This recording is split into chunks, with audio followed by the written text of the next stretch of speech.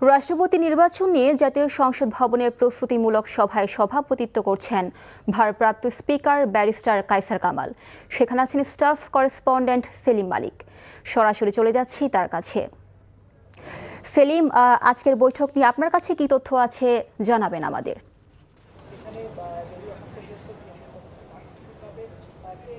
মিলি, বেলা 11টার দিকে কিন্তু আসলে বৈঠকটা শুরু হয়েছে এবং এটা সভাপতিত্ব করছেন আপনি যেটি বলেছেন যে ভারপ্রাপ্ত স্পিকার কায়সার কামাল। তবে এই বৈঠকে কিন্তু আরও রয়েছে সংসদ সচিবালয়ের যে সচিব, তার নেতৃত্বে একটা প্রতিনিধি দল এবং নির্বাচন কমিশনের সচিবের নেতৃত্বে একটি প্রতিনিধি দল কিন্তু এই বৈঠকটি করছেন।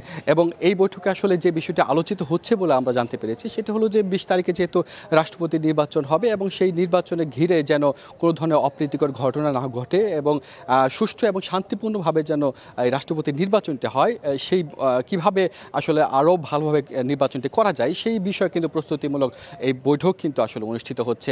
আপনি জানেন যে রাষ্ট্রপতি নির্বাচন কিন্তু হচ্ছে প্রায় 35 বছর পর এবং এই 35 বছরে কিন্তু কোনো সরকারি দল কিন্তু রাষ্ট্রপতি নির্বাচনে একাধিক প্রার্থী দেয়নি। তবে এবারই 35 বছর পর এবারই কিন্তু সেই ঘটনাটা ঘটতে যাচ্ছে। অর্থাৎ সরকারি দলের পক্ষ থেকে কিন্তু দুজন প্রার্থী দেওয়া হতে পারে বলে আমরা জানতে পেরেছি। এর মধ্যে স্থানীয় সরকার মন্ত্রী মির্জা ফখরুল ইসলাম আলমগীরের কথা শোনা যাচ্ছে বেশ জোরে সোরে এবং আরেকজন প্রার্থী কে হতে পারেন সেটা আসলে আমাদের কাছে তেমন একটা পরিষ্কার নয়। তবে 11 দলের পক্ষ থেকে অর্থাৎ বিএনপি এবং এনসিপির পক্ষ থেকে কিন্তু এর মধ্যে অবসরপ্রাপ্ত কর্নেল অলি আহমেদের কথা কিন্তু জানা যাচ্ছে এবং এর মধ্যে আসলে 11 দল কিন্তু প্রার্থীতা ঘোষণা করে ফেলেছে।